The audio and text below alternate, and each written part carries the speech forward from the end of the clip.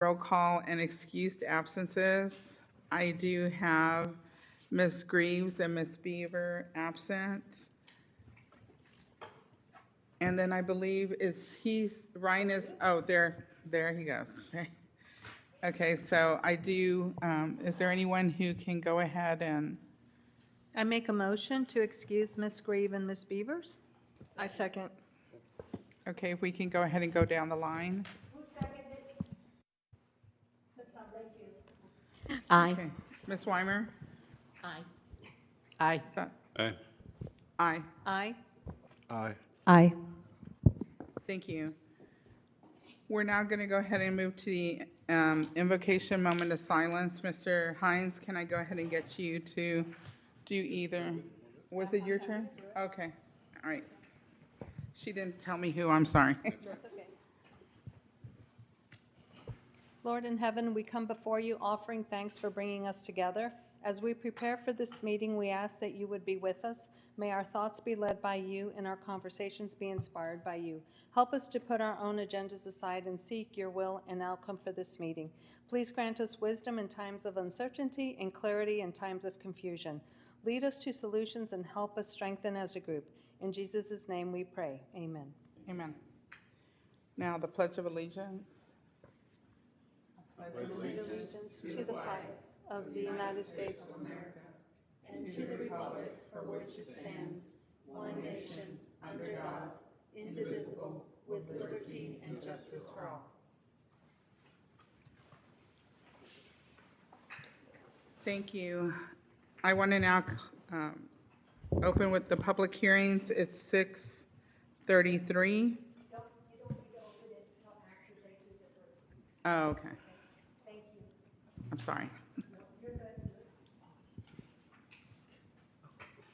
All right, I'll get started. This is a public hearing for a conditional use permit to allow manufactured home residential use for certain real property located at 2090 Fondsteel Lane, legally described as abstract 272, survey Jose Rosa. 8.65 acres and 1.5 acres. It's owned by John Spillers and represented by John Spillers. It is located north of Lower Seguin Road in Council District 7. The future land use map calls it out as rural, residential and agricultural. Its the current zoning is agricultural. They are, again, requesting a manufactured home. So the applicant lot is located on Fondsteel Lane, north of Lower Seguin Road. The property is within the agricultural zoning district with 95 acres of farmland surrounding the applicant property. The remaining nearby properties are within the Cibolo's ETJ. The requesting property is separated into two parcels totaling 10.15 acres. 1.5 of those acres is called out by Guadalupe County as the homestead, and this is where the existing historic home is situated, and the remaining 8.65 acres contains other structures, including a tool shed, a garage, and a chicken coop.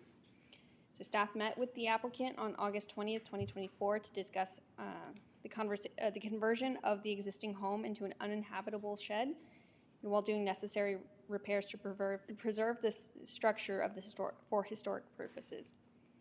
The city building official, Matt Hansen, inspected the property on August 26th and found that the home met requirements to be considered a dwelling unit. However, the applicant stated that the stove has since been removed and it should be declassified. But they are also willing to submit an affidavit stating that the building would no longer be used as a dwelling unit. And the applicant is requesting a conditional use permit for a manufactured home, which would be the new primary dwelling unit. The public notice was published in the Seguin Gazette on October 27th, as well as on the city website. Individual letters were sent by mail to 3 property owners within 200 feet of the site, and to date, staff has received 2 responses in favor and none in opposition. Public hearings are scheduled for this evening, November 13th, and on December 10th, with approval or disapproval tentatively scheduled for January 14th, 2025. If you have any questions, staff and the applicant are here to assist.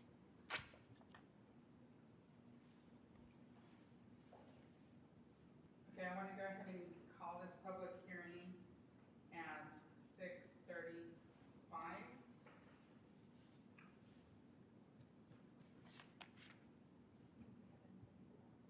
have anyone who wants to speak on this public hearing? No? Can I go ahead and close the public hearing at 6:36?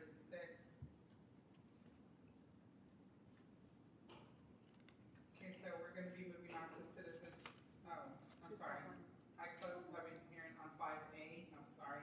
I am so sorry, I'm not the regular chair, just to let y'all know. This is my first time, so I do apologize. You're doing great. You're doing great. job. Breathe. Breathe. You all right?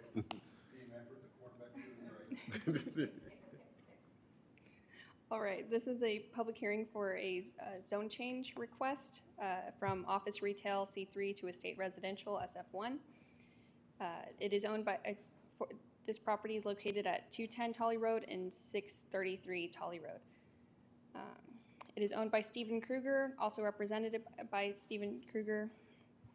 The location is north of Tolly Road and Cibolo Tolly intersection, or the Cibolo Tolly Road intersection. It's also located in Council District 7. The future land use map calls this property out as estate residential. The current zoning is office/retail or C3 commercial, and they are requesting estate residential SF1.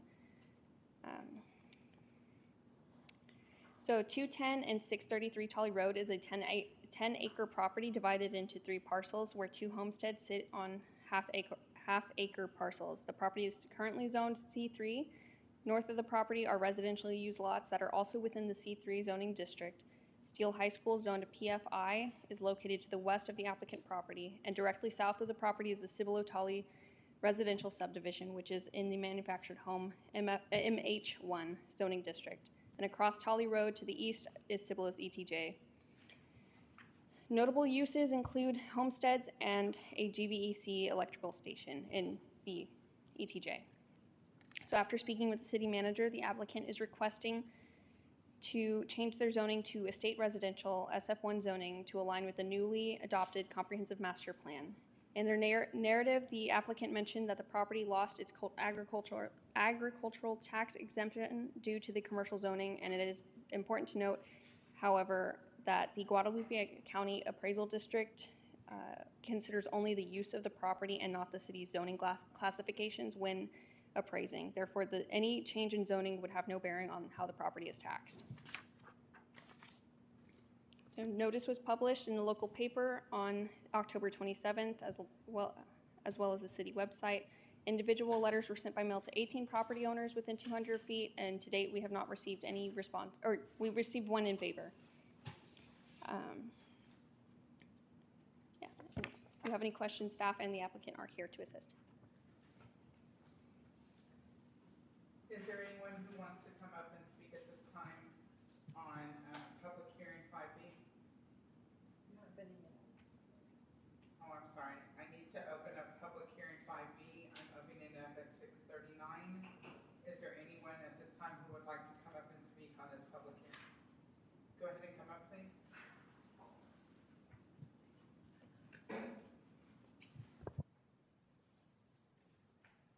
Yes, my name is Steve Kruger. I own the property, and basically, I want to be able to change it from retail back to residential because it was changed to commercial when the tollway was supposed to come through there, and it was supposed to take back part of that property. Right now, the way the property is, it's only 287 feet wide, and then I forget how far back, but it's a 10-acre strip. At 287 feet, it's not feasible to put any kind of retail building in there plus parking lot in there. So it's not conducive for retail or commercial. So I like to change it back to residential because I inherited that property, and I've already got my house up in Copper's Cove next to Fort Hood, and I just can't afford to keep both properties, and there's no way of really selling that property unless I go in with the neighbors beside me And I can't justify holding on to that property and hoping somebody would buy theirs and mine too. It's just, it's not big enough for any kind of retail there. So, Is there anyone else who would like to be heard on public hearing 5B? Okay, thank you. I'm going to go ahead and close public hearing 5B at 6:41. I'm going to move on to citizens to be heard. This is the only time during the meeting that a citizen can address the commission. It is the opportunity for visitors and guests to address the commission on any issues, to include agenda items. All visitors wishing to speak must fill out the sign-in roster prior to the start of the meeting. The commission may not deliberate any non-agenda issue, nor may any action be taken on any non-agenda issue at this time. However, the commission may present any factual responses to items brought up by citizens. Attorney General Opinion JC 0169. There is a limit of 3 minutes each. All remarks should be addressed to the commission as a body. Remarks may also be addressed to any individual member of the commission, so long as the remarks are about matters of local public concern and not disruptive to the meeting or threatening to the member or any attendee, including the city staff. Any person violating this policy may be requested to leave the meeting, but no person may be requested to leave or forced to leave the meeting because of the viewpoint expressed. This meeting is live streamed. If anyone would like to make comments on any matter regarding the city of Cibolo or on an agenda item and have this item read at this meeting, please email City Secretary at cibolotexas.gov or telephone 210-566-6111 before 5 p.m. on the date of the meeting. I do show that there is one citizen that has signed up to be heard. Stephen Kruger, did you have anything else that you want to say at this time? No, ma'am. Okay. I'm going to go ahead and close the citizens to be heard and move on to agenda number 7, consent agenda. All items listed below are considered to be routine and non-controversial by the commission and will be approved by one motion. There will be no separate discussion of these items unless a commissioner member requests, in which case the item will be removed from the consent agenda. So we're moving on to 7A, approval of the minutes from October 9th, 2024 meeting. Commissioners, have you all had a chance to look at the meeting? Is there any questions? Do we see anything that we need to change?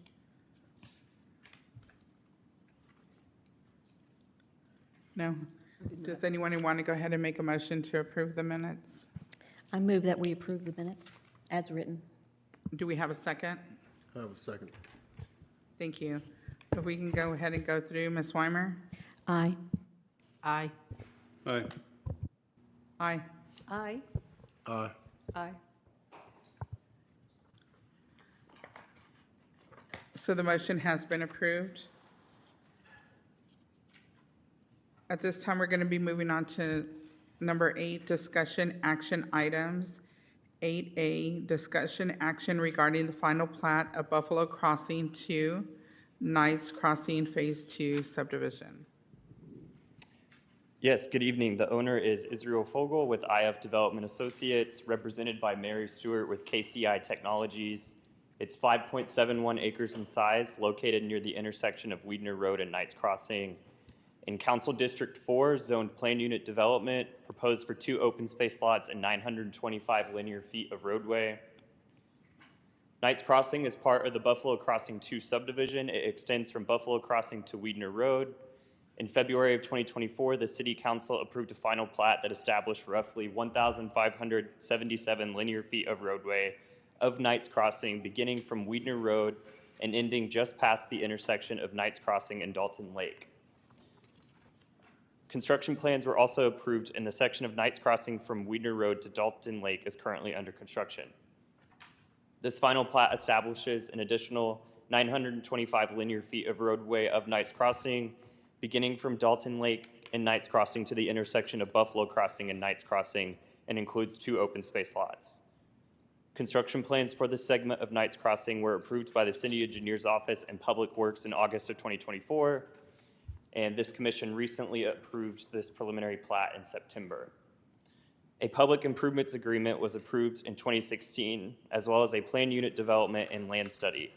The PIA requires the construction of an arterial roadway, Knights Crossing, with a right-of-way width of 86 feet from Weidner Road to FM 1103. In 2023, negotiations took place between the developer and the neighboring property owner to acquire 1/2 of the right-of-way needed to meet the 86 feet requirement.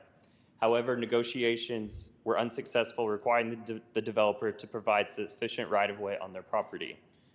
The developer shifted the alignment of the roadway to the west in the previously approved final plat to meet the 86 feet of right-of-way on their property, and the 86 feet is also achieved with this plat. Again, Knights Crossing will connect Weidner Road to Buffalo Crossing, which is an existing public thoroughfare of 66 feet of right-of-way, and will serve as access to future units 5, 6, and 7. This plat includes 86 feet of right-of-way along Knights Crossing required for arterial roads, and 66 feet of right-of-way along Buffalo Crossing to connect to the existing roadway. Again, this plat is specific to roadway and necessary drainage improvements. Construction plans were approved in August. According to the applicant's drainage plan that was approved by the city engineer, the Buffalo Crossing development proposes to utilize multiple detention ponds within the development to mitigate any increase in flows. The detention pond in this report is proposed to receive approximately 13 acres of interior flow and has also been designed to receive approximately 27.5 acres of flow from existing and future units. Staff and the city engineer have reviewed the plat and associated documents. All comments have been addressed, therefore staff is recommending approval of this plat. And staff is happy to assist if you have any questions. Thank you. Commissioners, do we have any questions for staff or anyone here who is here to speak on this item? No? You don't have any questions? Can you believe it? No, because, well, this is the same issue we were discussing 2 months ago or something Yeah. like that. So, yeah, I'm very clear on this one, so no questions. Yeah, that's what I was going to question or state.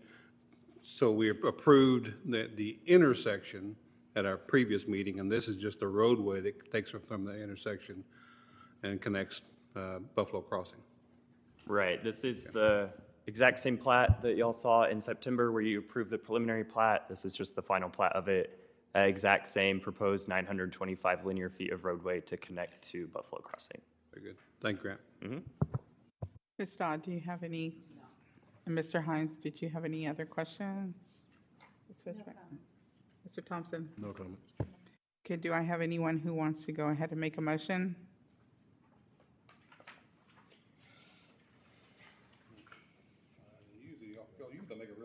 I make a motion to recommend approval of the, let me go back, sorry. To recommend approval of the plat based on staff's recommendations. Do I have a second? Second. Okay, we have a motion and a second. Can I go ahead and get, Ms. Weimer, can we go ahead and? Aye.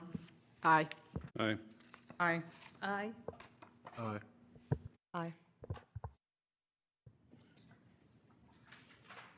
Okay, Peggy. So we're going to be moving on to 8B, discussion action regarding the preliminary plat of Cibolo Farms Unit 3 subdivision. Yes, the owner is Richard Mott with Lennar Homes, represented by Mary Stewart with KCI Technologies, 20.117 acres in size, located near the intersection of FM 1103 and Green Valley Road. It is outside city limits, therefore there is no council district and no zoning. proposed for 97 residential lots, 8 open space lots, and 3 drainage and open space lots. GVSUD is the water and sewer provider, and GVEC is the electricity provider. Again, the Cibolo Farms development is located outside city limits in the ETJ. This final plat establishes Unit 3, approximately 20 acres in size, consisting of 97 residential lots, 8 open space lots, and 3 drainage and open space lots. An amended land study for this development was approved in 2021. Construction plans for public improvements were approved in July of 2024. This plat includes roughly 3,912 linear feet of privately maintained roadway. 60 feet of right-of-way is being dedicated on planned interior streets for the subdivision. The TIA provided with the master development plan accounts for the full development of Unit 3. The city engineer's office verified during review that the proposed Unit 3 complies with the approved traffic study. Again, construction plans for the utility and roadway improvements have been approved. GVSUD will be the water and sewer provider, and GVEC will be the electric provider. The drainage plan submitted was reviewed and approved by the city engineer. The report indicates that drainage mitigation in Unit 3 will utilize a detention pond in Unit 1. Staff and the city engineer reviewed the plat and associated documents. I do have an update. Since posting, all comments have been addressed. Therefore, staff is recommending approval of the preliminary plat.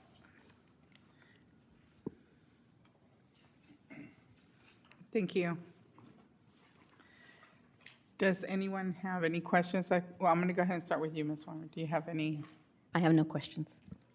No questions. Just a couple questions for you, Grant. So this is talking about privately maintained roadways as a gated community? I don't believe it's indicated on the plat if it is a gated community. However, with private roadways, they will be either homeowners association maintained or property owners association maintained, depending on which entity they establish. Okay. So you don't necessarily have to gate it, it's just understood that the HOA will be maintaining these roadways. Right. So it's understood that the maintenance is not the responsibility of the county. Of the city, It's county or private city. maintenance, yeah. Okay, great. If it was a gated community, then yes, the community itself is responsible for it, not the HOA. And so all 24 issues were addressed? Yes, all comments that are in the city engineer's memo have since been addressed. Great, thank you.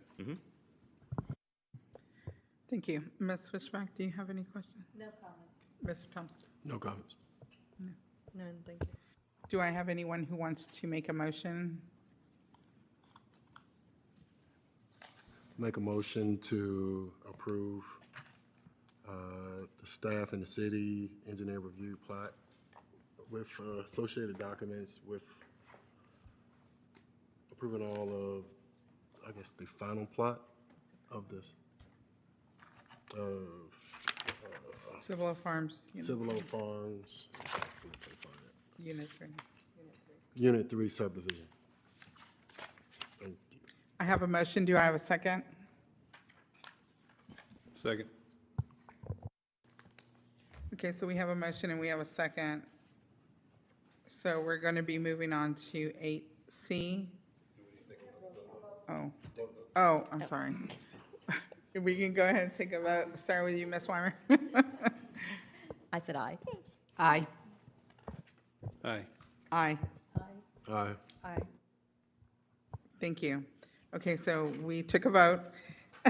So now we're going to be moving on to 8C, discussion action requiring a proposed land study of Shriver Tract subdivision.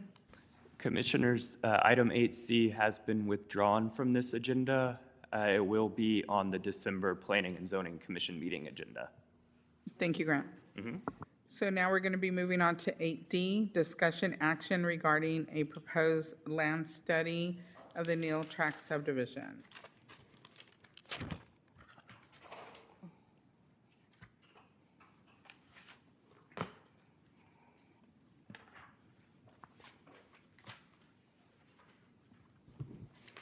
Hello.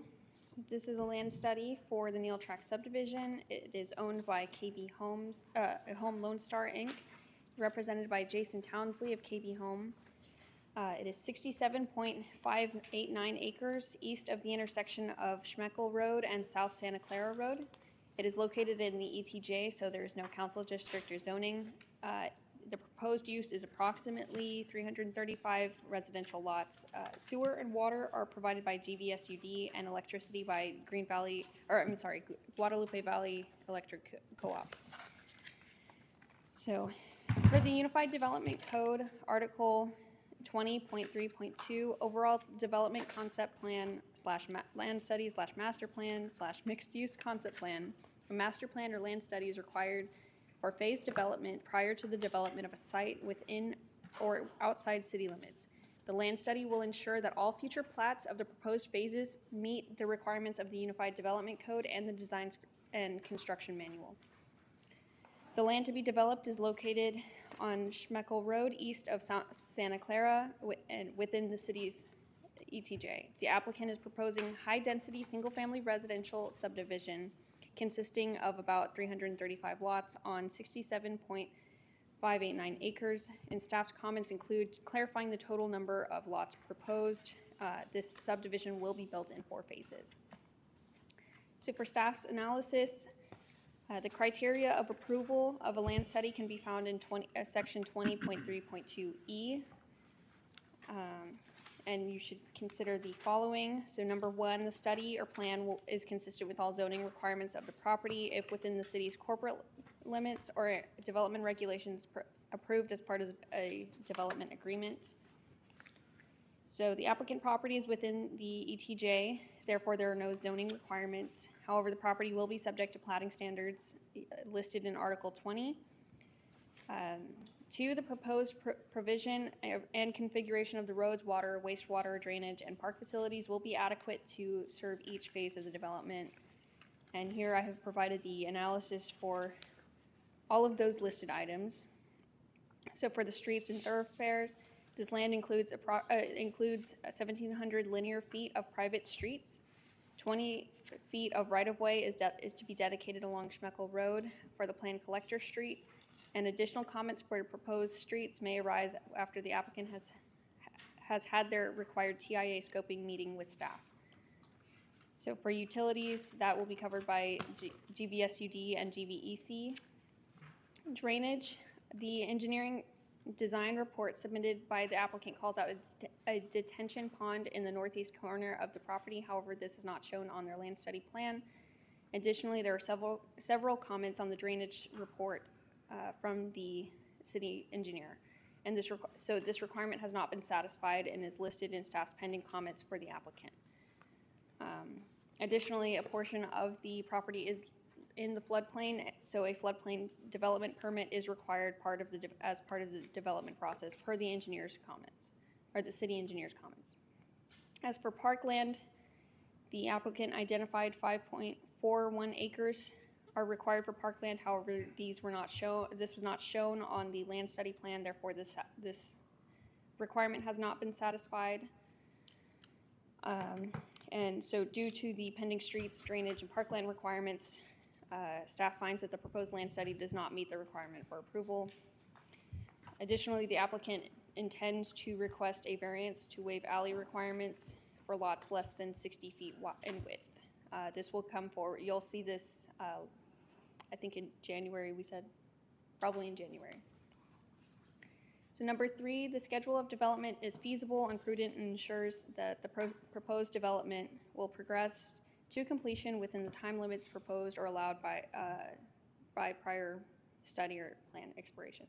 So the applicant has not provided a schedule of development. However, land studies are valid for a period of 5 years from the date of approval. 4, the land lies within the ETJ or is a part of an approved development agreement. The proposed land study conforms with the provisions of the development agreement and is consistent with the incorporated conceptual plan or any development regulations contained in the approved development agreement.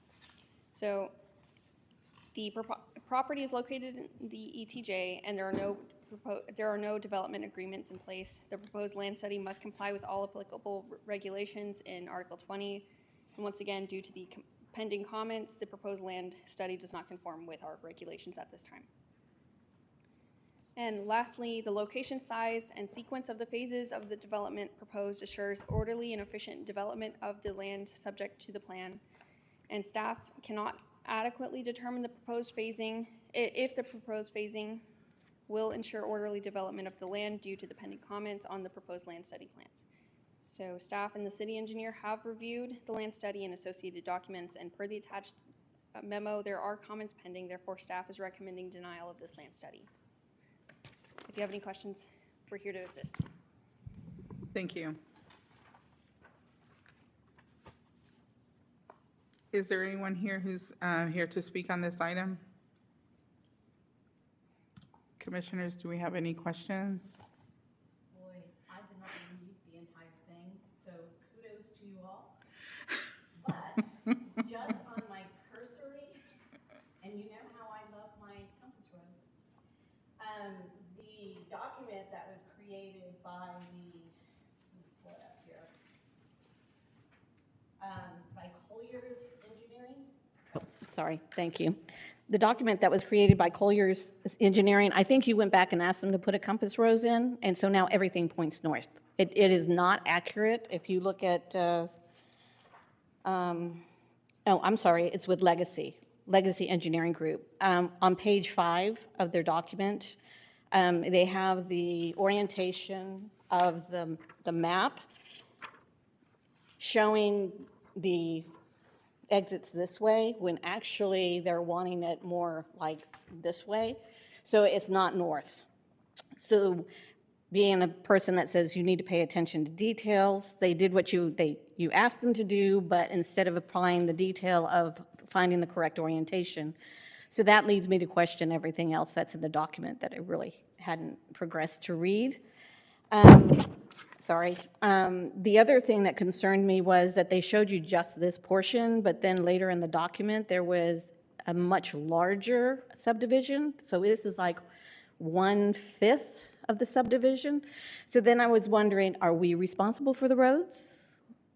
Or is that a county that's going to be responsible for the roads? Do they put the roads in and then we take over maintenance of them? So like, what financial impact is that going to have on us? So it's inside the ETJ, so it'll be outside of the city limits. It'll be the same as we did with the other subdivisions. So then you'll have fire, public safety, you have Guadalupe County, we make an agreement with them. Based off of that agreement, fire and safety is supported.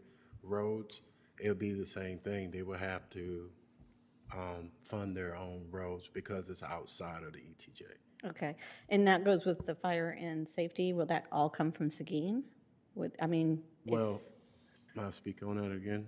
Yeah. Okay, so you have Guadalupe County, who we have the agreement with. They provide fire, safety, and I don't know the number offhand, but say it's a nominal amount per fire that they will have to pay to the city of Cibolo. Okay. I'm correct on that? And these homeowners will be the ones that are paying it, correct? As their own, Yes. because my calculation based on that massive would be 919 homes out there. 919.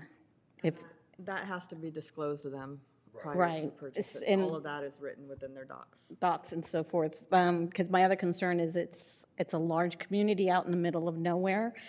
We also have to deal with the fact that we are over, not us, I'm talking about the country, that the state of Texas is overdeveloped at the moment, despite what people say about the need for housing. All these apartment units that are coming up are not even 60% full. That's the standard, that's what was published. And so I'm like, is it wise to even have 1,000 homes, 900 plus homes out that far away from, and it's not like they're estate homes. They're not being built on large lots, which I would have thought that would be a better use for that area. So, and then what is our purview? What are we allowed?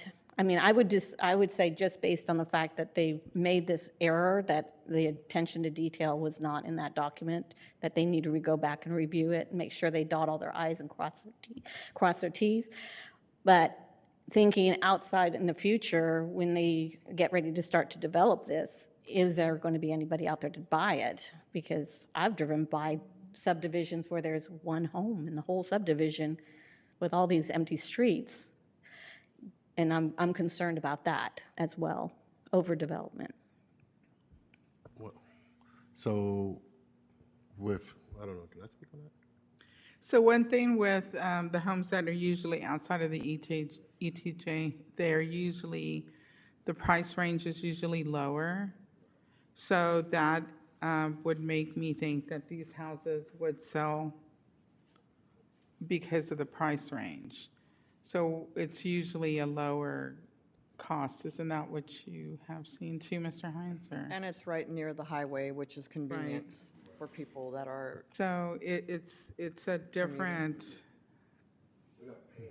right. So our money, well, the city's money, taxpayer money, really, it's kind of a slippery slope, right? Because we're going to provide fire and water regardless, but on their dime.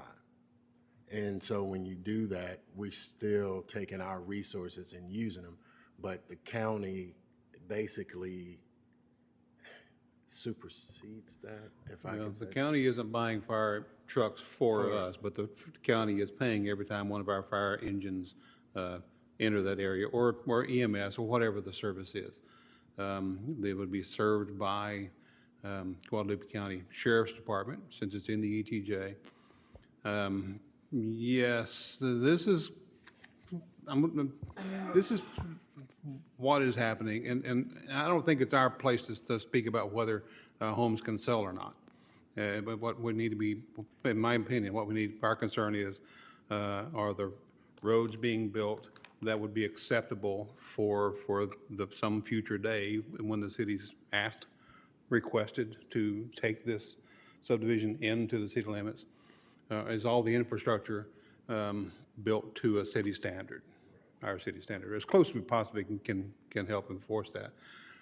While we can give guidelines, we have very limited opportunity to give real rules, right, Aaron? Yeah, we can give guidelines, but we can't say we dictates. Correct, yeah. TJ, we only have the authority over plating, signage, and trees for the most part. Right, right. And so the roadway, Schmeckel Lane, is a county road. Correct. And so it's just up to the county, and the road would have to be built to county standards. I don't know that we would have that. I'd like to be able to say we could help the county give some guidance to that, would build roads to city standards. But, yeah, that's not going to happen. This is, when you're looking at, as a developer, you're looking at this as easy access to an interstate that gives you opportunities for several employers from Seguin all the way to San Antonio. With that, but because of we'll call it the anti-annexation laws that were put in place with the last legislation, it really ties our hands. It makes developments just outside of the city limits more desirable, for development. It just is what it is. But let's get back to infrastructure. So there is not a fire station in that area from Cibolo or from Schertz they're out in the middle of, I'll tell you what, I live right next door to Fire Station 2. There is not a day that they're not out going to something. And sometimes it's 3 and 4 times a day. And it's a long ways away. So, we're prioritizing infrastructure. We do not have enough police. We do not have enough fire, even for ourselves, because we just did a tax raise, right? Voted on a tax raise so that we could to pay for just to maintain what we have and get a little bit more. But I understand the challenge of not having the control. They'll build no matter what because they're an ETJ, and if we can control it in some way, I guess it's best to do it. But I'm with you all that they need to go back and really stick to the details because the devil is in the details. If they're not detailed in these documents, they're not going to be detailed when they start building. Yeah. I mean, just Thank God for compass roses. Now with this is minimal 3 years, or we'll just say this is 3 years before you really start seeing any activity on this property. That's about the time that we would expect to see Fire Station 4 either opening or near completion. And so we're going to be, the timing is going to work pretty close to this. The Fire Station 4 is going to be, call it 2 miles from here, something to that effect. And then, again, I would presume that City of Cibolo would be answering the majority of these calls here, but being paid by the county for the services.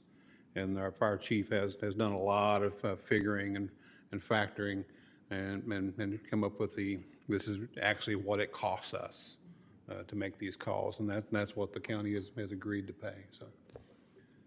Yeah, so it's not like we're gonna see homes out here next summer. Yeah. Now, water, those sorts of things, that's Green Valley Water. Is there truly infrastructure right there? Because if it's not truly infrastructure, trunk lines right there on Schmeckel, that's another delay that the developer's gonna have to be bringing in, trunk lines to service this area, so. Be for trunk line for water and trunk line for sewer as well, so. Yeah. Thank you. All of that was great information. But good luck to KB Homes. And just so that I kind of am sure what your concern was, it's more the safety issue is what you're more concerned, the safety for the residents as well as the residents in the city limits, because our fire trucks would be responding, our ambulances would be responding, okay. It's still not good access from here to there. By the time this happens. Marion's actually closer. By the time this development happens, though, we should be able to offer those services within a very reasonable amount of time. Because of the new fire station and police substation. Now, whether I won't even pretend to try to talk about a substation, how it'll be manned, that sort of thing. But it's an opportunity for our police to be on site to a point out there as well. So, yeah. Mr. Sprack, do you have, Mr. Thompson? I think you nailed it when you talked about the annexation and with the ETJ on the effects that small cities will be facing dealing with the county. We're at the lower end of the county. So we typically cover all of that area right now. So it will pretty much stay the same until we can continue to grow our tax base to be able to provide more services long term. And that's the slippery slope. But All right, Mayor, this is ag right now, and it fits within the residential zoning. If we were to zone it, it's in that future land use type. It's not. This isn't into the industrial or commercial planned area, is it? Right now on our future land use map, this property is shown as commercial. So it doesn't technically fit what's shown on, yeah, here. Yeah. It is surrounded by compact residential on the future land use map, but this parcel in particular is called out as commercial. The whole track, or just this one portion that we'd be talking about tonight? Both properties. Okay. Unit 1, 2, 3, and 4. So those are just the units. This is, I believe it's 2 parcels just kind of lumped into one that they're developing. The one surrounding them on the left and then to the south, those are called out as the compact residential. So can you walk us through how, if this doesn't fit the land use plan that's been adopted? Yep, I keep forgetting that word, the comprehensive plan. I can't comprehend comprehensive. Yeah, I mean, so this is one of the factors that is within the criteria for your approval. So if it does not meet that, whether that be I guess it just depends on how you all would weight each of these different criteria. Since this is one of, I believe, is this 5 criteria that I'm seeing? So if this is one of 5, I guess the question goes back to you all. How would you all weight this one criteria? Okay, and the commissioners, knowing that information, do you have any other questions? I'll start again because I want to be sure, because we're not really familiar with land use, and I just want to make sure that everybody is comfortable with what we are going to decide on this. Thank you, because that does bring up another question. Because it's an ETJ, then we have no say on land use, correct?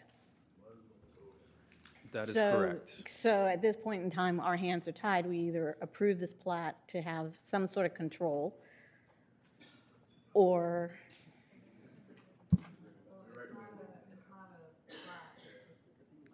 Land study. it's a land site. It's a yes. land study, it's not a Sorry, plat, yeah. yes, exactly. So, because I'm with you, Terry, that if we would have them come back in and rezone it, and then they would go forward, but.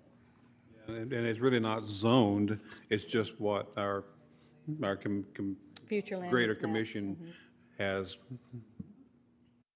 sees it as a desirable way to help Cibolo grow. Yeah, but the crux of it is tonight is they haven't met all the criteria, so really, we're just here for a denial. So, yeah. Thank you for taking all of these questions back to your desk with you. Of course, thank y'all. Yeah. And Ms. Dodd, do you have any questions at this point? And Mr. Hines, yours have already been addressed. Thank you. No questions. No questions. Okay, does anybody have a motion? I make a motion to deny the proposed land study of Neil Tract subdivision located at east of the intersection of Schmokel Road and Santa Clara, based on staff's findings that they cannot adequately determine if the proposed phasing will ensure orderly development of the land due to pending comments on the proposed land study, and for that reason, we deny it. Do I have I a second. second? I second. Thank you. Can we go ahead and vote on it, please? Ms. Weimer? Aye. Aye. Aye. Aye. Aye. Aye. Aye. Okay, thank you. So we are now going to be moving to 8E. Discussion action regarding a proposed amendment to the land study of the Still Creek subdivision. Yes, the owner is Continental Homes of Texas, represented by D.R. Horton, roughly 411 acres in size, in Council District 7. Zoning is SF2, SF5, and SF6. On June 26, 2018, the City of Cibolo City Council approved the land study of the Still Creek subdivision.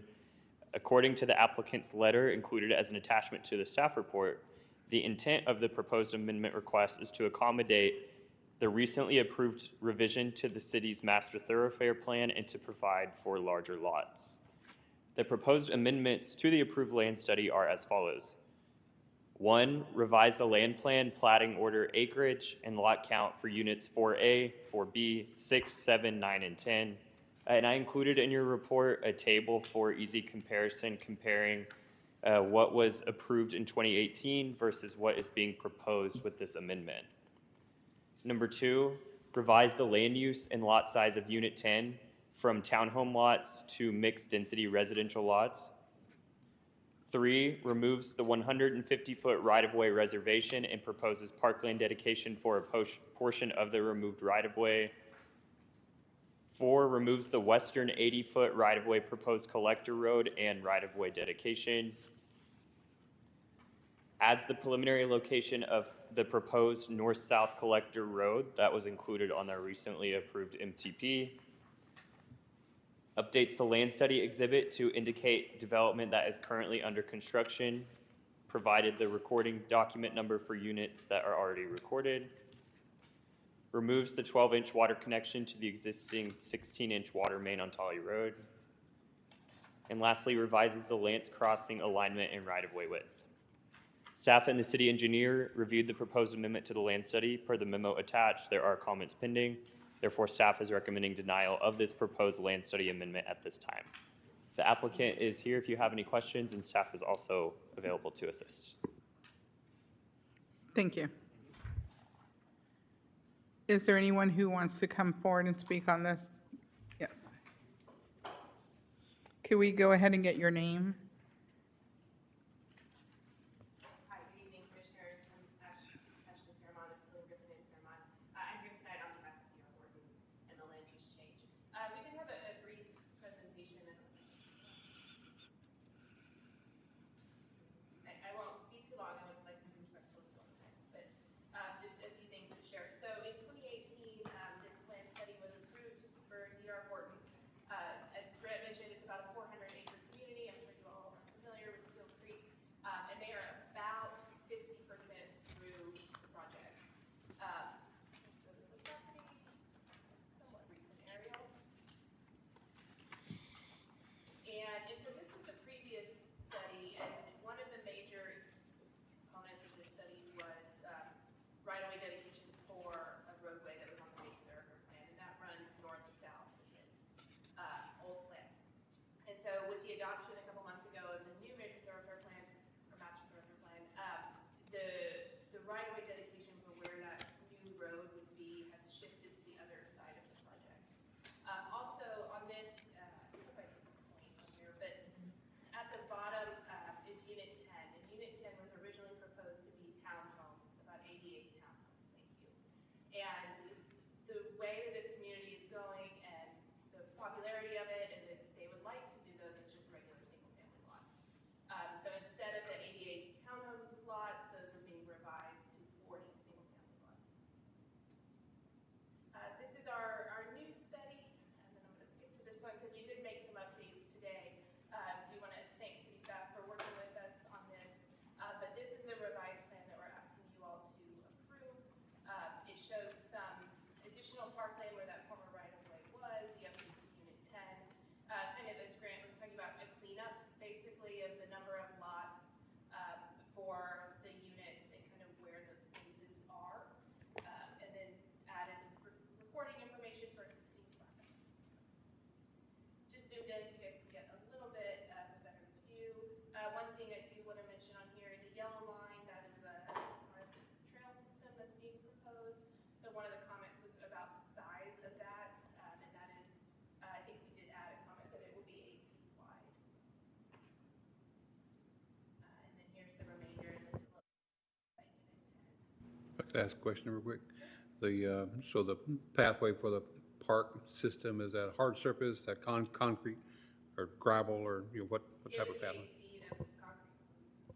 Thank you. Whatever code requires. So these were the major changes. Those. This is the new north-south collector on the master thoroughfare plan that's being proposed. You see it there. It's a little hard to see on our plan. And then these were the city comments, the 4 comments, and the width of the public use trail and the 8 feet. We did add that. That's number 2 on this list. Regarding extending public use trail eastward on land crossing, just going back. So if you can see here, again, the yellow line is the public use trail. The pink are sidewalks.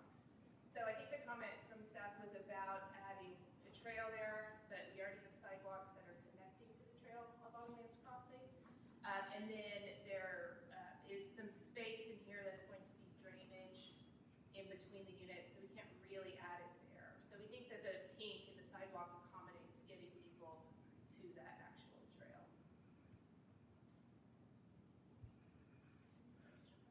The approved final plat for Steel Creek Unit 6, Unit 7. I think we had updated the plan to show exactly what Unit 6 is versus Unit 7, so I think that has been addressed as well. So one comment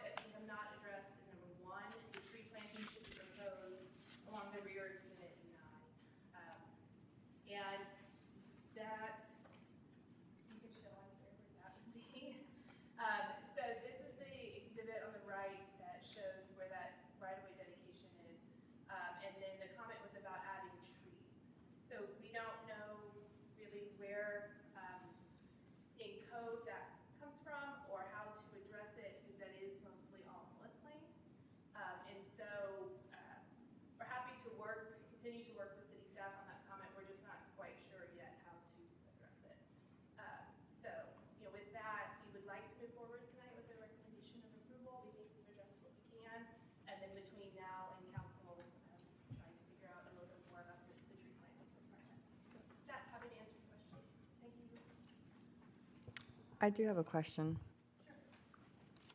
The tree planting, I'm sorry, I'm trying to follow notes and follow this and look at the picture at the same time. The tree planting around Unit 9 where? That was a city comment, blue area. So the blue area is just, let me go back to, Okay. maybe this one is better. So, that was a city comment, that's kind of what we're trying to figure out exactly where those trees go. So the trees, they would be on the rear of Unit 9. You see how the north-south connector and that dashed line is right on the rear of Unit 9. The trees would be in between that area. So the purpose behind that is because that north-south connector is supposed to be classified as a parkway. Within that parkway, there would be more of that kind of scenic feature with the planting of trees. And so this kind of goes into what we had initially spoke of, the PIA being amended to also reflect these changes that we are requesting. That's a good point. So we do have an agreement with the city, and that's probably maybe a better thought or possible avenue to address the tree plantings is in that it's a public improvements agreement as to how the community will be developed and along with, things like right-of-way dedication. So that's something else we could work on is addressing the trees. Can I ask a question? Yes, go ahead. So on the trees, what we're talking about, so Aaron, the dotted line is in the master transportation plan, a proposed connector from basically Weedner down to Hickerville. And so you're talking about putting trees between the homes and that roadway. Correct, yes, sir. Kind of a buffer. Correct. Creating a noise buffer. Yes, sir. And as you can see, that blue line that's on the left-hand corner, that is a part of the Town Creek Trail that the city is also, a project that the city is also going to be undertaking. So the way how that yellow-orange dash, or the yellow-orange line connects to that blue line, so that, again, that yellow-orange line is the trail, the public use trail that will be developed by the developer. That blue line is going to be developed by the city. The way how it comes under, mind you, this north-south connector should be elevated at this point. So this will be under the underpass, where you have basically both of these trailways to kind of connect to one another. Very good. What are the SF for Unit 9?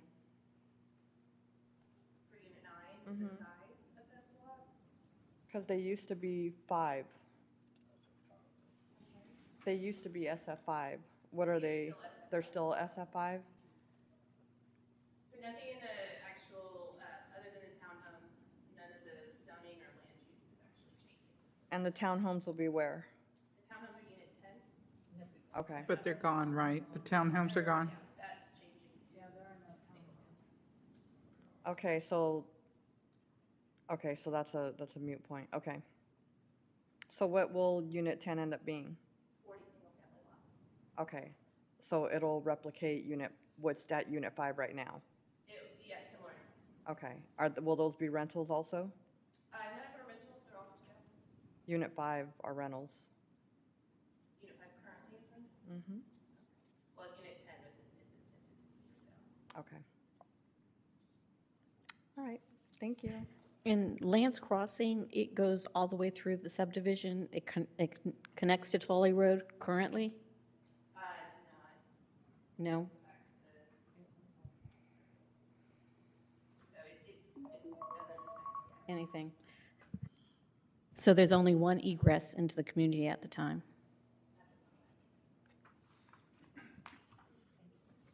Yeah, Tolley Road is going to be the second egress when they're done with it. They're still literally in the middle of building it. It's a whole mud pile back there.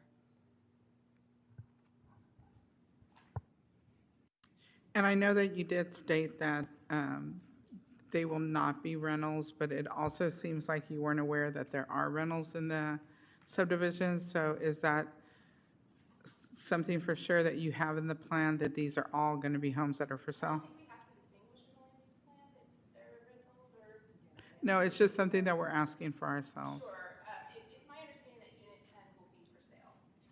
For sale. However, you're correct about unit 5, so I can confirm that. Okay. Yeah, because, I mean, just our citizens would want to know that. I mean, if they think they're living in a permanent area vice near a rental. Not that I have anything against rentals. I mean, 18-year-olds ain't gonna buy a $300,000 house, so. Or I have renters that are next to me and they're old, but not 18. So. Right, right. Yeah, and there is quite large signage, so if it's gonna, it's just so that we know because we're making the decisions.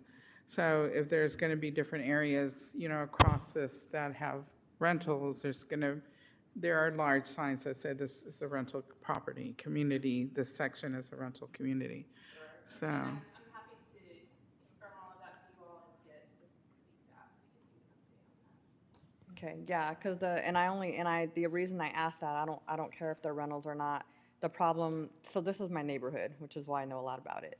The problem that we had was that we wanted to just ensure that because we do fall under an HOA, that they're following under those same guidelines, which right now Unit 5 does, as a matter of fact. The math just makes sense. But that was the biggest concern. If they're using the facilities, the amenity center, the training room, things of that nature, then are we paying for that for them, or are they paying for it within their fees? Thank you. Okay, so I do want to give the commissioners time to ask any questions. Let's go ahead and start with. Well, I really don't have any questions, but for clarity, the issue is about getting the trees settled in the survey. Was there anything else that you were wanting settled in the survey as well?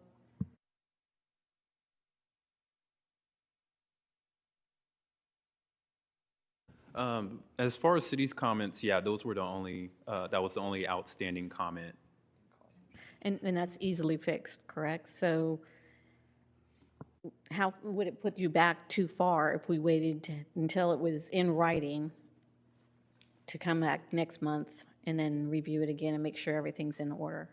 We'd like to move forward tonight if possible. I don't understand fully the mechanism for the land use plan and the trees. Like because it is, again, floodplain, so we're trying to figure out how trees would be planted there, right? Because you're not supposed to plant trees in floodplain. So that's something we're working through as part of the tree preservation plan. So I don't know, where that ties into things. Yeah, I would like to see that resolved before we go forward on this, just because there are so many questions involving that. And it sounded like there was going to be some amending in that area anyways for a roadway, which might allow for the soil stability of putting trees in. So, yeah, thank you for answering that question. And when does this go to council, to city council? Is it at the end of the month or December 10th. December 10th? Yeah, December 10th would be the next Oh, city that's council right. There's meeting. not one at the end of this month, correct? Correct. Okay. All right, Ms. Dodd, do you have any questions or concerns?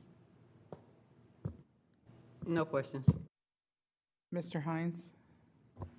Just one question and one, just, so you're not recommending denial anymore? We are, so it is based off of the outstanding comment from what you saw on the screen in terms of staffs, but there are still outstanding comments from Colliers, our city engineering office.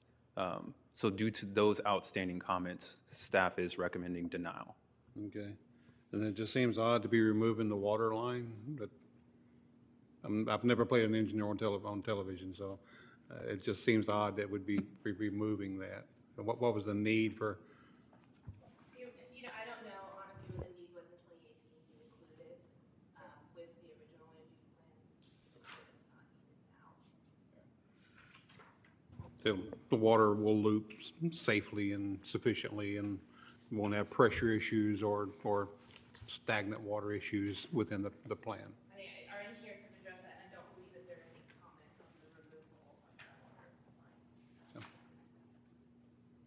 Thank you. Do you have any questions at this time? No. Mr. Thompson? No, ma'am. Ms. Hubbard? My only last thing is just that I do understand the tree thing. I know it's a floodplain. But I would like to see something there because I know what I paid for my house and I know what the prices are now. And I would hate for people in my own community to be paying $700,000-800,000 for a home and then have to deal with the noise that's gonna be behind there in 10 years. You see what I'm saying? Yeah, no, you're right, because when, in 2018, some of the different plans, we had different revenue. I completely agree. It didn't exist. I agree. I understand that. When we moved in, nothing was even there. I could see all the way to the train tracks. So, yeah, and now we have a train to deal. But no, I do want to see something that's going to help mitigate that noise that will be there in another 10 years. 5, the way they're building. And earlier you. oh, sorry, go ahead. And earlier you addressed the trees and the flood zone, but you said there's something from the engineer also, and that's what you're doing on the denial? Yes, ma'am, that's correct. And were you aware of what is outstanding on those, on that? In terms of addressing those comments, I have that a letter somewhere, I apologize. But if those are still comments that need to be addressed, then maybe we can address them. I thought that staff's comments were the comments we needed to address, so, that we can address Parker's comments as well. Okay, I just, I guess I have a question on timing. I mean, I obviously we would prefer you all to recommend approval moving forward. And if they are continued today, when does that come back? December. December. Well, council, right, it would go to council and then it would come back to us. Oh, even if we continue today? Yeah, it would go to council on December the 10th. So more like January. Yeah, it would end up being brought back in January. Yeah, even if we deny it, it still goes to council, because you have the opportunity to answer the questions before that council Yeah, meeting. I'd be happy to do that. I just didn't know if we could come back to you all again before we went to council. can they, Peggy, can they come back to us before it goes to council? No. You could pull it, can't you pull it before it goes to council? I mean, it can be tabled. I think that was a good, it can be tabled to Well, not- come not- back to. Yeah, we, Not pull it, but they could Yeah, table it. request a delay. Oh, yeah, well, yeah. Yeah. so can we table Let's go ahead and it to table the it. next meeting? Yes, and that gives them ample. That gives That them gives 30 them days? ample amount of time that you can meet with Collier, have Collier, the engineers do what they need to do, and you guys close the loop on that. And then when we come, we have a whole complete document that we can go forward with as a complete staff that we all have confidence in. How does that sound? It sound, I mean, I think that's a good, we'd like to get it done before the end of the year, but I Right. think it's more important to have something that you all, can vote in support of. right, because it's not just about us, it's about our citizens that we got to keep in mind as well. So we want to make sure everything is complete, everything dotted, crossed, and then once it comes across our desks again, then we can vote on it, and be happy to see you get this processed. Thank you. And would you be able to have the information Ms. Hubbard was concerned about? It's like we stated, it's not, even the homes that are for sale, there are renters in some of those homes. We're in a military community, but it's just, she did have valid concerns about the HOA, and there are quite a few amenities there in that subdivision. So do you think if we were to table this today for our next meeting, do you think that would be something you would have available for Ms. Hubbard? Sure, yeah, I think before the next meeting, we can address, and work with staff to, I think, better understand the tree comment, one. Two, address the engineering comments, which I don't think were anything major, but again, almost not substantive, but just on the plan. And then three, kind of the non-land plan related questions, right, regarding the community and just general issues. This is just HOA related, because my community is completely full. Okay, so our HOA is operating and running, and we don't have a builder there.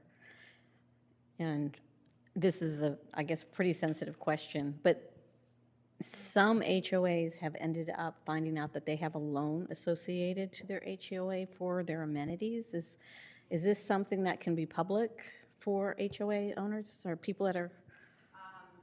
I don't know specifically about this community, but the HOA documents should be, so it should be within the covenants of the community or the bylaws of the community, which should be available to everyone. Yeah, loans are not available to everybody. The ability to take out, right? I mean, that has to be, you have to agree to do that. No, my point is that the builder takes out a loan for the amenities. They pull everything over to the HOA, and then they find out that they have a, $200,000 loan that, Well, couldn't we, I mean, wouldn't we be able to do an FOIA on that? Is that They're not a something that government business. is that something having to do with this issue that what we're talking about? pretty, yeah, Okay, no. yeah. Yeah, Yeah, I think that, yeah, I think we just need to go ahead and stick to what we're, okay. No, it was an out there question. Okay. Because it did happen to a community in our area. okay.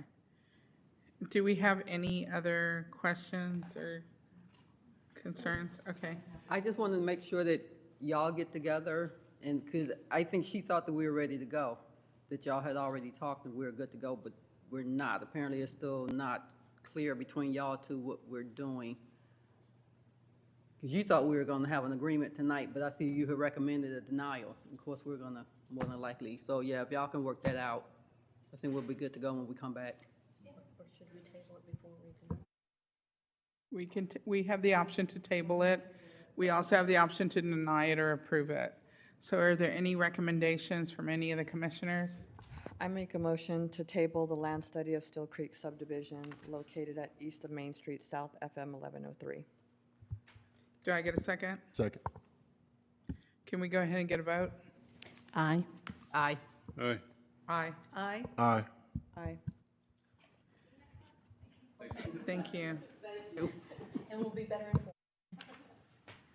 Okay, so we're moving on to item AF, discussion action regarding a conditional use permit request to allow a manufactured home residential use for certain real property located at 2090, Flacential Lane, legally described as ABS .272 Sir Jose Rosa 8.6500 acre AC and ABS 272 Sir Jose Rosa 1.5000 AC.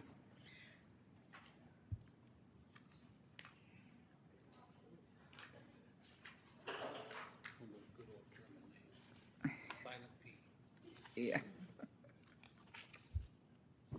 All right, just for a quick refresher, this is a request for a manufactured home residential at 2090 Fonsdale Lane. The applicant lot is surrounded by farmland. It is all zoned agricultural, and across Fonsdale Lane is city ETJ. The property is separated, totals 10.15 acres. It is separated into two separate parcels, so 1.5 acres is called out for the homestead, and then the remaining 8.65 acres is just additional, and it has additional structures. So, once again, staff met with the applicant in August to discuss converting the existing historical home into an uninhabitable shed. The chief building official did go out to inspect it, and he determined it still meets the requirements for a dwelling unit. There hasn't been an inspection since. The applicant said that they removed the kitchen from it. They do intend to remove the bathroom once the new primary dwelling unit is placed. So they can't inhabit it. But he did recommend, and they are willing to sign an affidavit saying that they will not use the existing structure as a dwelling unit.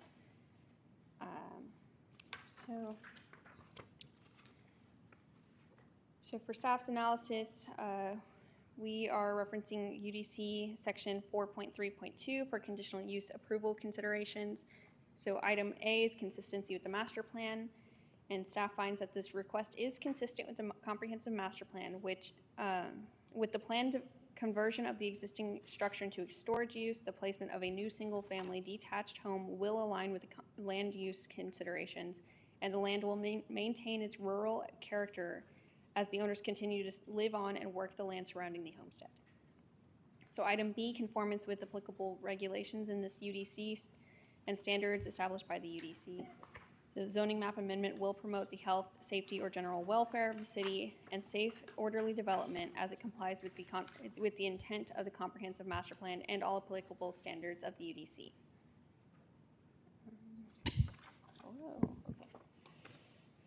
Okay. So item C is compatibility with existing or permitted uses on surrounding sites in terms of building heights, bulk scale, setbacks, and open spaces. The UDC provides lot design guidelines within the agricultural zoning district that are designed in scale for compatibility with the surrounding area. So it does meet the it meets the requirements from section 14.20. And item D is potential unfavorable impacts on existing or permitted uses on abutting sites to the extent that such impacts exceed those which reasonably may result from the site by permitted use. The proposed use is suitable for the zoning district and surrounding rural areas, provided that the CUP is approved. Item E is modifications to the site which would result in increased compatibility or would mitigate potentially unfavorable impacts or would be necessary to conform to applicable regulations and standards to protect the public health, safety, and morals or general welfare. So the manufactured home, as a replacement of the primary structure, conforms with all applicable regulations as well as the intent of the comprehensive master plan. And lastly, that safety, item F is that the safety and convenience of vehicular and pedestrian circulation in the vicinity, including traffic reasonably expected to be generated by the proposed use. Staff does not foresee any major traffic as a result of approving the CUP, as this is just essentially replacing the primary dwelling unit on the property. So last, staff recommends that should you recommend or the council approve the CUP, that it be subject to the following conditions. One, that it meets building and fire codes, it obtains all permits and inspections required. There are no other conditional uses could be permitted on this under this conditional use permit. That a plat would be recorded that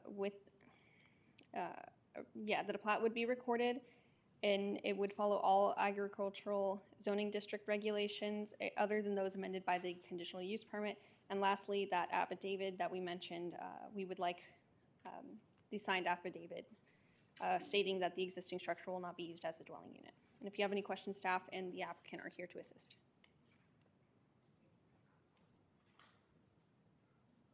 Is there anyone who would like to come up and speak on this? Good evening. My name is Nona Spillers. I'm John Spillers' wife, and I hope to just put some context on this decision given the complexity of what you've been discussing.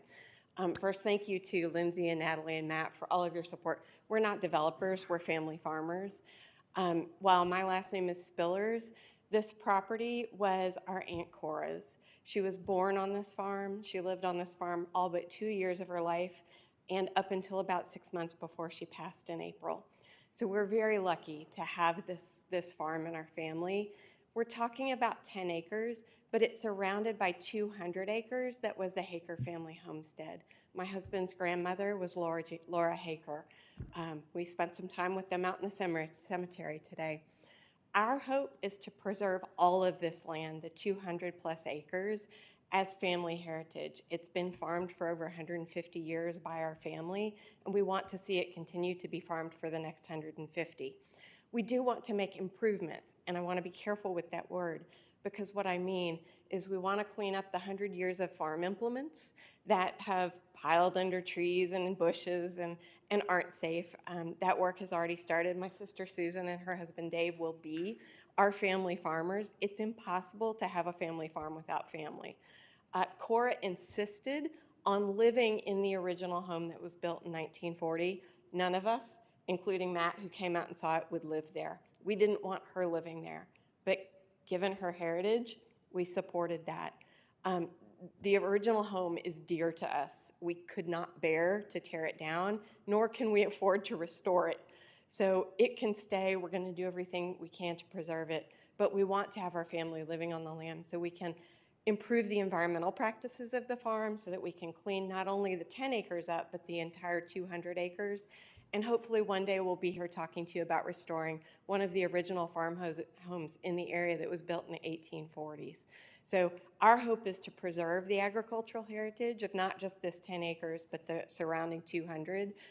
But we have to have some family living out there in order to do it. So we appreciate your consideration, and thank you for considering so carefully all the development that's happening around this really precious land to us. Thank you. Any questions? Yeah, I have a question. So you also have access to the 200, like you own it, so you have the 200 plus the 10? We do. Okay. So my husband's family, his parents owned 220 acres. It's a family story. There were 3 original families in the area: the Hakers, the Bornemans, and the Zurchers. So you might have known Coralie as a Zurcher. When I called to get a garbage can, somebody said, "I know that old lady." So they were the original 3 families on over 400 acres. A piece of that was sold by a brother here or there. So we still hold in our family the 220 acres that were the Haker family homestead, and then Laura gave Cora 10 acres for her homestead. So we will treat it all as one farmstead in the long term. Thank you. Of course.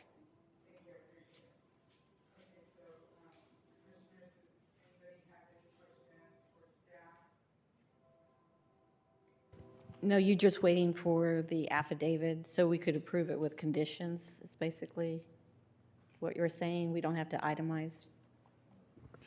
Yeah, so the affidavit is a part of the condition, so after getting that, or having the affidavit would be something that is conditioned upon this approval, so yes, that's correct. So that would probably be something that we would hold off on approving until, if they were getting their certificate of occupancy so that they can live in the manufactured home. Say if at that point when they're doing that, if we don't have the affidavit, then we wouldn't sign off until we received it.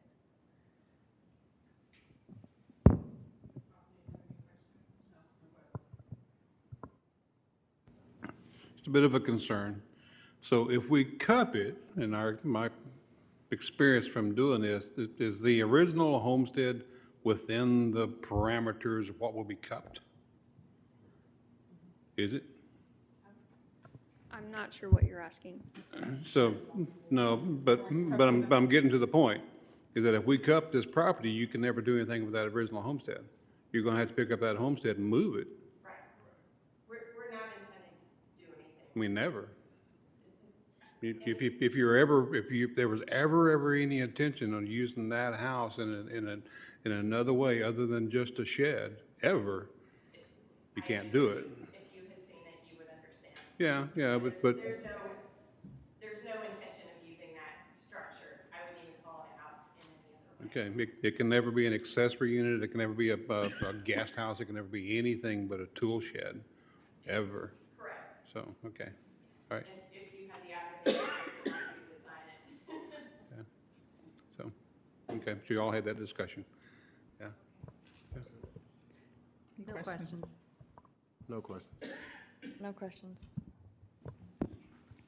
Do we have any recommendations? Are you talking about a motion? Or I'm just sorry, a recommend- motion. I'm sorry. Okay, sorry. You're doing great. I recommend approval to the mayor and council on the requested cup for the manufactured home residential use for the property located at 2090 Fallenstall, did I say that right?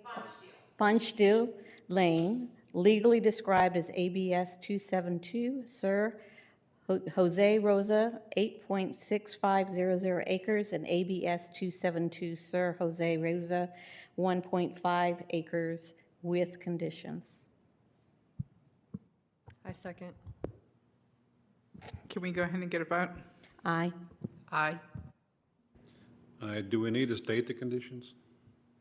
Peggy, do we need to state the conditions, or can we just say conditions recommended by staff? The staff conditions, you're recommending all the staff. Correct. Okay, that's all. Aye. Aye. Aye. Aye. Aye. Okay, so now we're going to move on to 8G. Discussion action regarding a request to change zoning from office retail C3 to estate residential SF1 for certain real property located at 210 Tully Road and 633 Tully Road, legally described as ABS 210 Sir Geronimo Leal, 9.0 acres, ABS 210 Sir Geronimo Leal, 0.50 acres, and ABS 210 Sir Geronimo Leal, 0.50 acres. All right, so another refresher, this property is currently zoned C3 or office retail. North of the property are lots that are used, that are residentially used, but also zoned C3. Steele High School is to the west, and to the east is the city's ETJ. So the applicant is requesting to change their zoning to estate residential SF1 to align with the newly adopted comprehensive master plan. So staff findings, we refer to UDC section 4.3.1.1, or sorry, 4.3.1.5 for the zoning map amendment process approval criteria. Item A is that the application is complete, information contained with the application is sufficient and correct enough to allow an adequate review and final action. So a complete application was provided on October 16th, and so this criteria has been satisfied. Item B is that the zoning map amendment is consistent with the city's adopted comprehensive master plan. So the amendment is consistent with the 2024 master plan. The estate residential SF1 zoning district is a low-density residential district meant for single-family residences on lots that are a minimum of 1 acre. So I do want to call out that there is a difference between estate residential as a zoning district and then estate residential as a place type. So while they share the same name, the place type offers a broader range of land use, encompassing characteristics of the lower density zoning districts such as SF1, SF2, and in some cases, the Ag zoning district. So the homes along Persimmon Drive referenced in the example locations range in size from half-acre lots to over an acre, while in contrast, only the properties that are an acre or more in size would fit the description of the SF1 state residential zoning district, as shown in item D.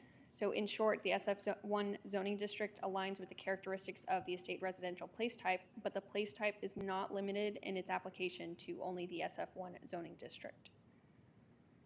So item C is that the zoning map amendment promotes the health, safety, and general welfare of the city and safe, orderly development.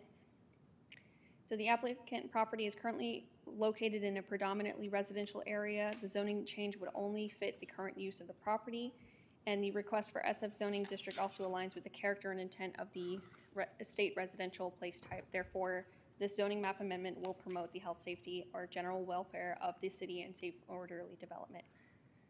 So item D is the zoning map amendment is compatible with the present zoning and conforming uses of nearby property and the character of the neighborhood.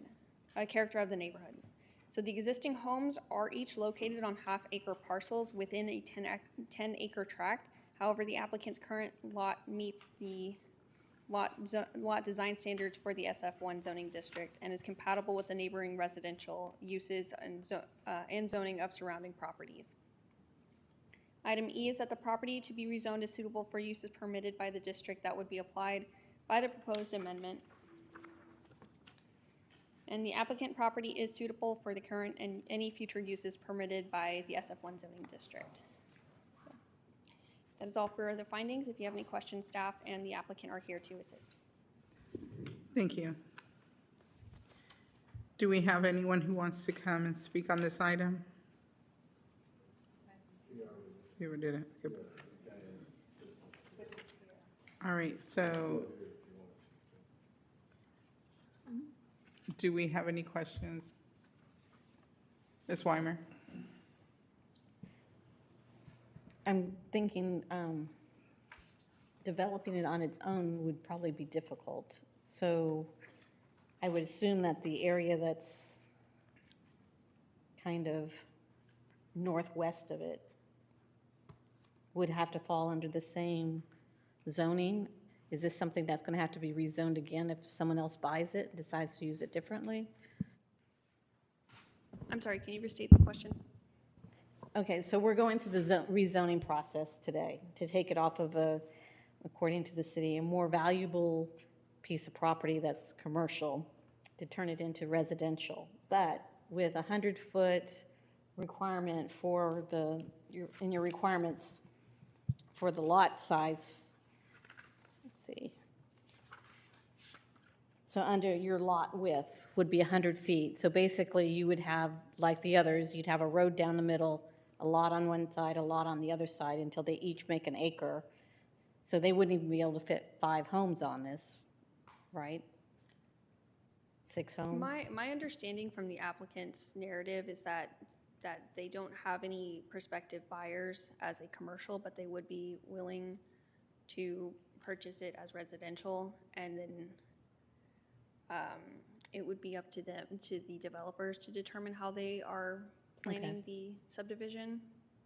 So it would behoove him because they may be wanting to add it to property that's already next to them, right? The developer, there'd be a developer. So, okay, so it's not sticking out there on its own, that we're not having, you know, because it has the mobile home on one side and then it has itself, and then it keeps, do you see what, you end up with Yes, and those are 10 residential home properties. communities, you know, instead of a nice developed community.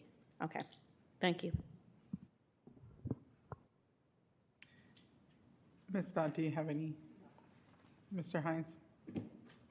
It's just the, if you don't mind, maybe you can answer my question up here. It's just the addresses are throwing me off. So you have 210 and 633.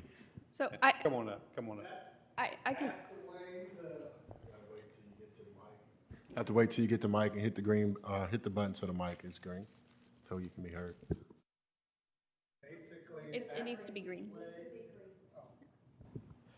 Basically, that's the way, somehow it got changed. It was supposed to be 633 and 629. But somehow, somewhere in the 90s, all of a sudden, the lower house, which was my house, became 210. Why? I don't remember and I don't know. So, but when I built the house in '86, it was 629. Somewhere in the 90s, it's changed to 210. Huh, things that make you go, huh? But I don't But remember why. It's just one big lot. It's not a flag lot or something like that. No, just it's big one strip. You could see right there. It's the, Yeah, that's what, that answers it. That answers my question, it really does. We're driving around looking, just looking at our discussion items, and 633 is actually the power plant, the sub-plant.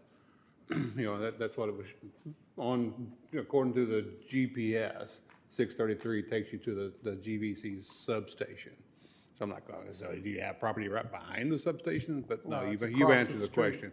Is whoever came up with the mailing addresses is the one that confused us all on the yeah, addresses. in the 90s, I think it was like 92, all of a sudden, my address wasn't 629 Yeah. anymore.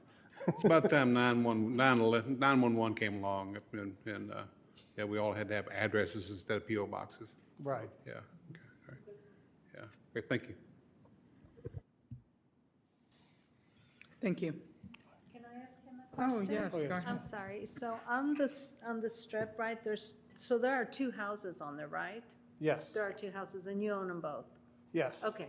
The originally was my mother and father's is the one towards the farthest away from Tolly Road, and mine was at the beginning. Okay, thank you.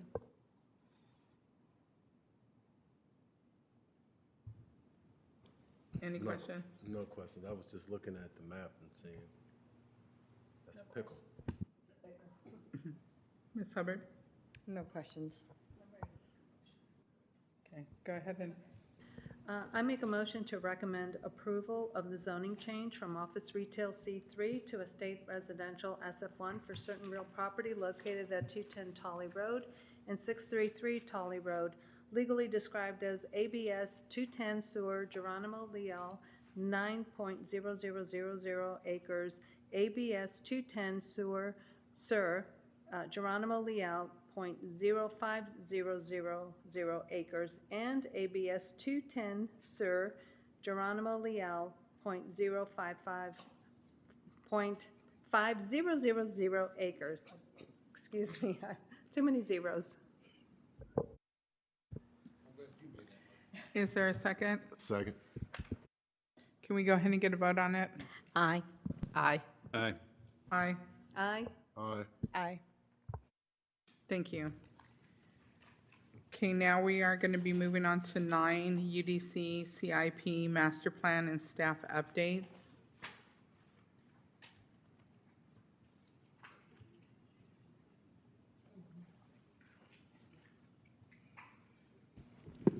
Good evening, Commissioners. Just want to say thank you for all that y'all do. I feel like I've, worked with you all in some capacity, but now just going forward, I'm looking forward to working with you all through the process a lot more consistently. But yeah, I'm just going to get things started off here with our staff update. So some site plans that are currently in review, our 504 file for a tattoo studio. Dorado multifamily, that did go to City Council last night, and that was approved. So that one can be removed from our current review. Cibolo Creek Center gas station, that is also under review. Plat's currently in review. Last night, let's see.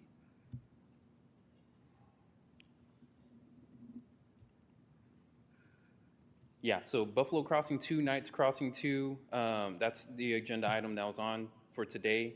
And then we have the Cibolo Farms Unit 3, which is also on the agenda today, and then 504 file, which is a minor plat that's being administratively reviewed.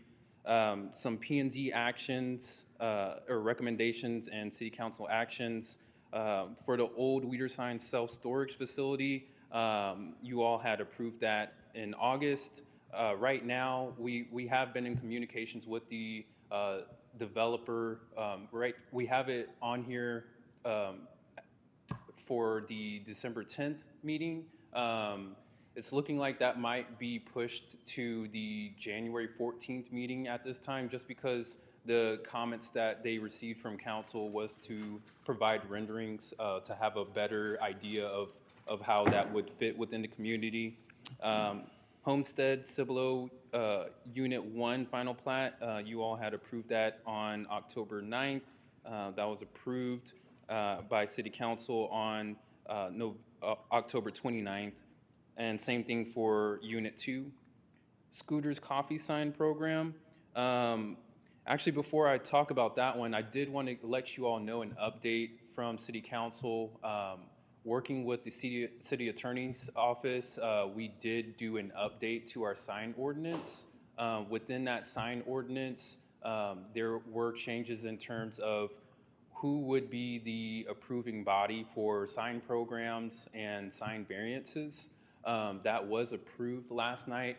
So going forward, you all will not be seeing signs. I guess you can take it however you please. But yeah, so you all do not have to worry about signs, right? Now, with this amended ordinance, they're going straight to city council. And so scooters, going into that sign program that you all had approved, y'all had approved with the condition to omit sign A. At your October meeting, city council last night, they approved it 7-0. And they had the condition that they could allow sign A, but sign A not be illuminated towards the residential area, which is also something that is addressed within the sign amendment. If it's located within 200 feet, then it's not allowed to be illuminated.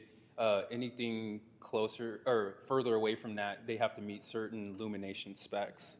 432 Tolly Road, that manufactured home cup you all had approved in October.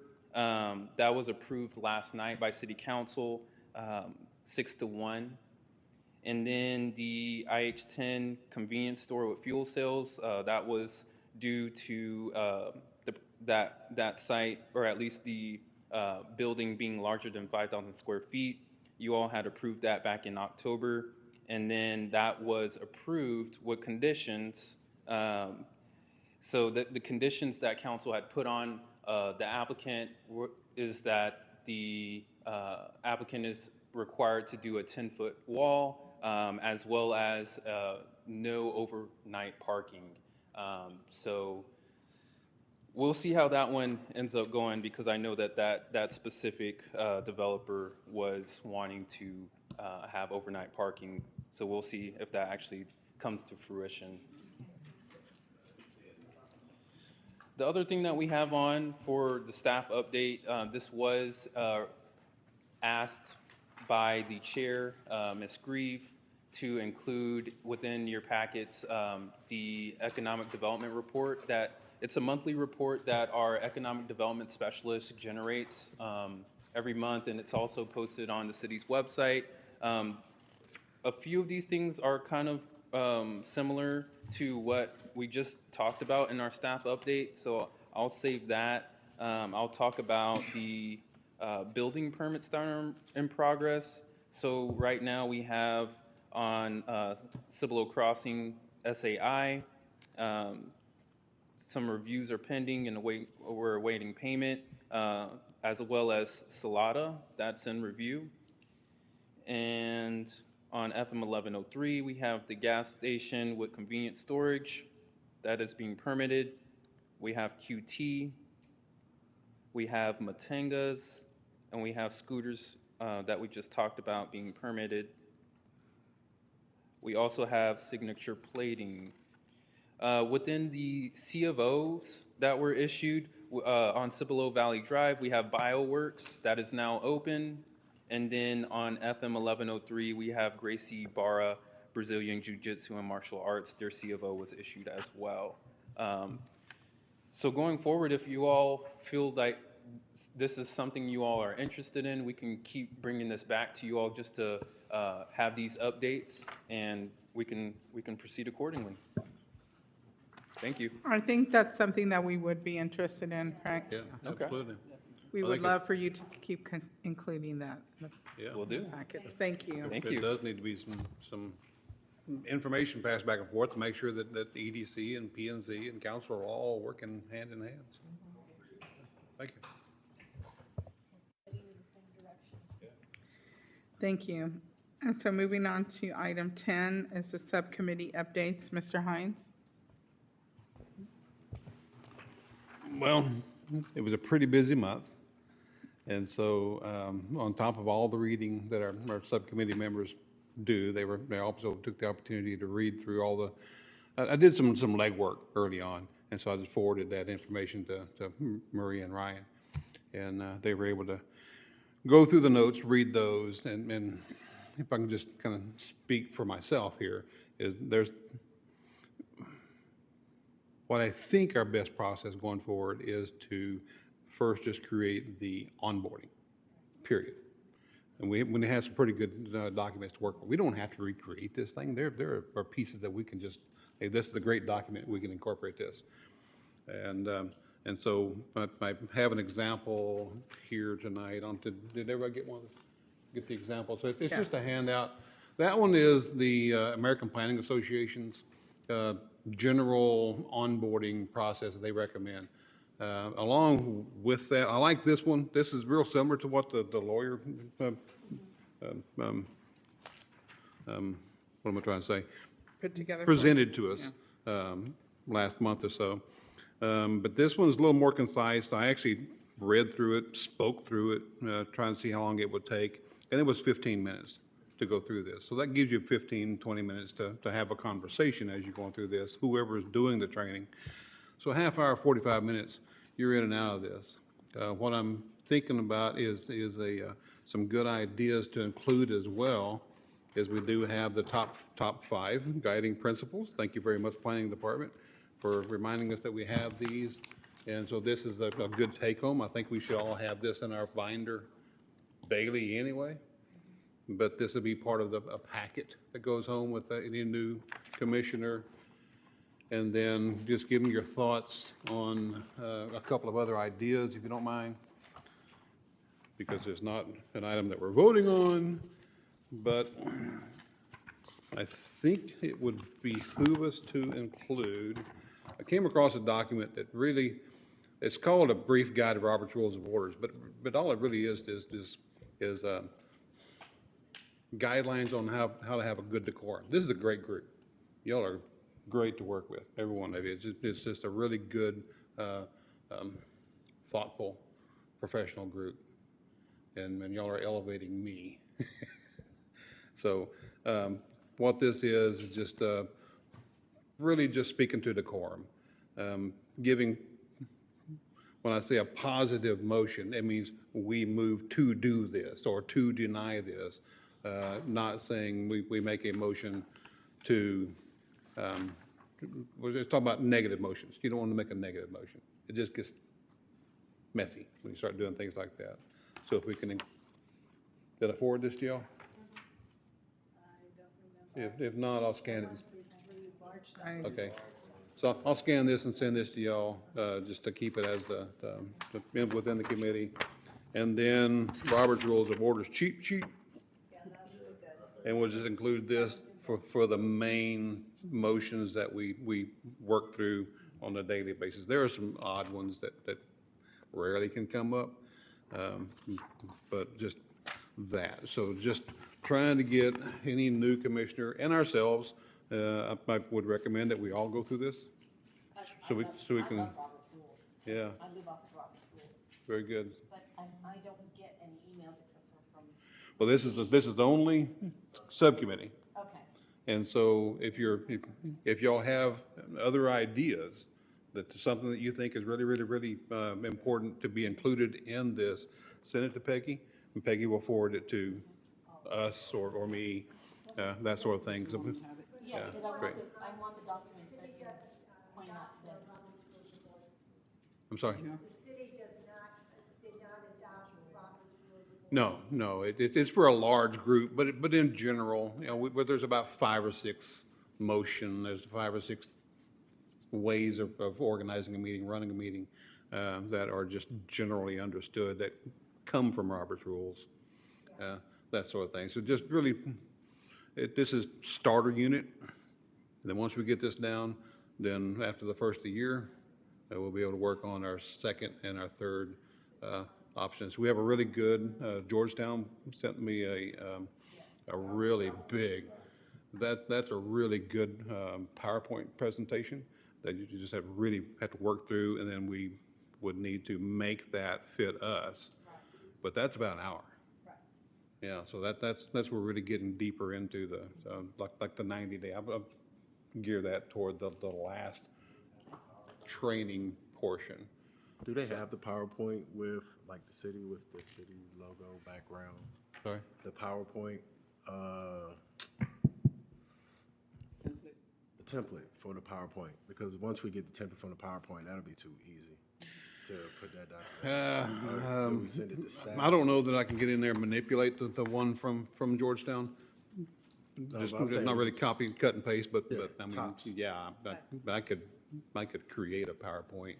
No, I'm just saying, we have to have like the official city logo and everything, so we Oh, can make it like. yeah, you're getting way out of my We bailiwick, get so, that from staff. yeah. Yeah, we can. We can Yeah. get that from staff. Could we get a template from you guys to create a PowerPoint? Is that possible? I don't see. With the Oh, logo. yeah, So yeah, we- yeah, we can definitely pass that on. Yeah, because we need that, and once we have But that. maybe that we create it and then hand it over to IT and have IT get it back to us within 8 days. And, Oh, wow, that won't take long. something that, so are y'all comfortable working with the tools that we have so far? Okay. All right, and then trying to work this through our commissioner emails. Right. Okay. I need your phone. Okay. And, yeah, so sometime, I took the chance that we could work teams through the system here because the email said we could. We weren't able to get together, but we can try that, or just a conference call, either way, so, yeah. So, all right, so we get this, we'll get together and say what's gonna be the next best time for us three to lock horns, and we'll get something up for the December meeting. Great, Do thanks. either of you have any updates that, any information you want to add to the subcommittee updates, or Mr. Hines has covered it? Or, No, nothing, covered everything. We're just gonna get together and just tighten it up. That's all. okay. And then the only other thing I would add, and I think it's really more for staff, right? So Ms. Jordan Lee used to send us notices when there was training, so if that could continue to happen, that would be great, especially when it's in the local area.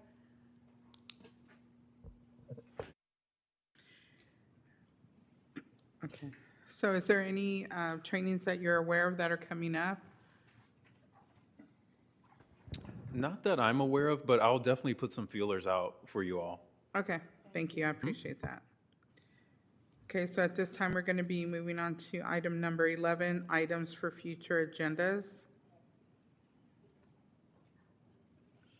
Do we have anything that we would want to see? Just back on the training thing, Mrs. Grieve had stated that she'd asked for this to be an agenda item for the next 6 meetings.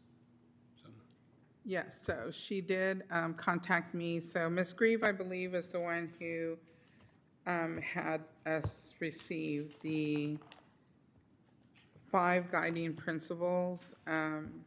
She felt that it was important that we have that available with us for every meeting that we attend. She also did want me to, for future agenda, that the subcommittee should be on the future agenda for the next 5 meetings. And she wanted me to touch base on the land study. She wanted me to make sure with each commissioner that if they were comfortable with if there was enough information available for you in the staff finding, which enabled you to complete your task on these. Or do we feel like we need a training on that? Is that something that? I think the staff do an adequate job of providing all the sufficient information we need to make a sound judgment. And that's why I'll stick my hat on to that one. That's every single time, doesn't miss. If you have questions, you can follow up with them. So I think they exceed the standard on that. Okay. She just wanted to make sure everybody was comfortable with that. Yeah, I think you did a fantastic job with it tonight, and we've gained enough experience that we kind of had the 101 coming into it, even if we hadn't seen a land study. But y'all did a great job, so. All right, so we're going to move on to, there was nothing else? Nothing? Okay. So we are going to move on to item number 12, adjournment. Something first. So in January, there's going to be ethics training. And so everybody on every committee, commission, board, everyone has to attend ethics training. You'll get a date. There'll be 2 dates. One will be on a Saturday, one will be on a weekday. And we'll pass that out to everyone. you'll have to attend one of those dates to stay on the committee, because it is a requirement for everyone to have ethics training. Are they going to be during the week, or is there going to be like a Saturday, There's like it going was to be one, before? there'll be one on a Saturday Okay. and one during the week. Okay, Is that going to be the beginning of the month or the end of the It's month? going to be in January. I don't have the exact Okay. dates. As soon as I do, I will send them out to everybody. thank you, Peggy.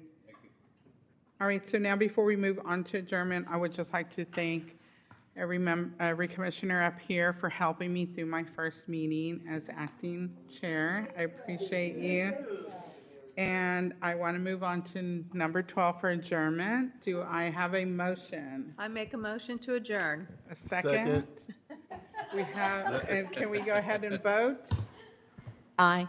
Aye. Aye. Aye. Aye. Aye. We have a motion and a second. We're all adjourned. Good job. Good job. Thank you.